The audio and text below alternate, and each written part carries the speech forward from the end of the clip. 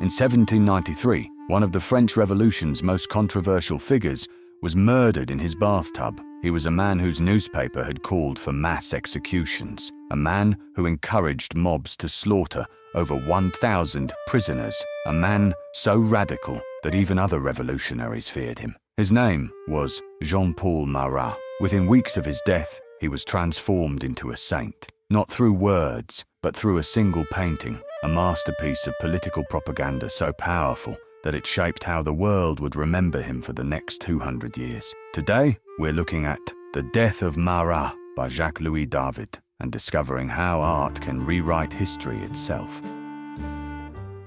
Before we understand the painting, we need to know who Jean-Paul Marat really was. By 1793, Marat had become one of the most feared men in France. His newspaper, L'Ami du Peuple, the friend of the people, was filled with violent rhetoric. He openly called for the execution of thousands of suspected enemies of the revolution. In September 1792, paranoia gripped Paris. Prussian armies were advancing, and rumors spread that prisoners would escape and massacre civilians. Marat, as a member of the Committee of Public Safety, issued a circular encouraging the provinces to eliminate counter-revolutionaries before leaving to defend Paris. What followed were the September massacres, 5 days of mob violence that killed approximately 1,500 prisoners in Paris jails. Most were held on questionable charges. Many were priests, aristocrats, or simply people accused by neighbors. Marat not only defended these massacres, he proudly took credit for encouraging them. While other politicians condemned the killings,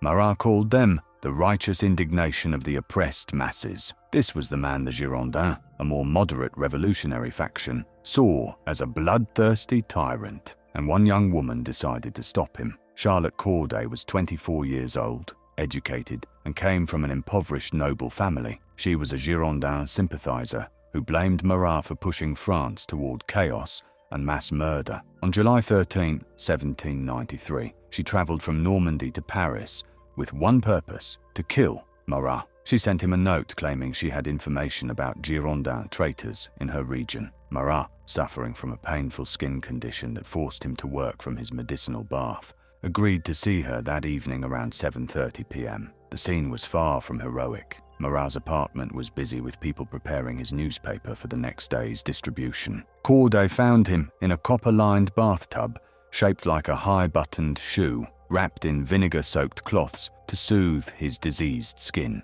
She gave him the names he wanted, Girondin leaders like Barbaroux and Pétion. According to witnesses, Marat grinned and said, "Excellent. In a few days, I'll have them all guillotined in Paris." At that moment, Corday pulled out a knife and plunged it into his chest, just above the heart. He died within minutes. Corday didn't try to escape. At her trial 4 days later, she was unrepentant, declaring, "I killed one man to save 100,000. She was guillotined on July 17, 1793. Here's where Jacques-Louis David enters the story. David wasn't just France's most famous painter. He was Marat's close friend and a fellow radical Jacobin. Both men had voted to execute King Louis XVI.